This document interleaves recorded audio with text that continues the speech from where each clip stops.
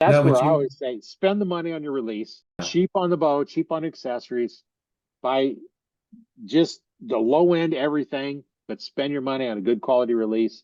A lot of times you want to spend half or more of what you're spending on the bow just on a release because that you're not going to need to change, and that's your trigger.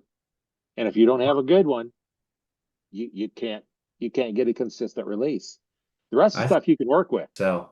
The other thing is, which I didn't mention this, but when I learned when I was 14, I had a cheap handheld caliper style release and I was at full draw and I was not pulling to shoot.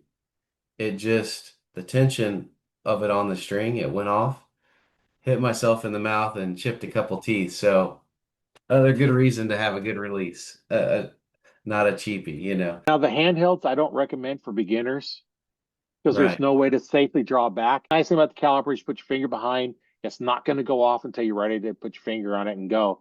So I recommend that for beginners. I have Scott and Carter releases. Stan makes good releases as well. True Ball, good quality.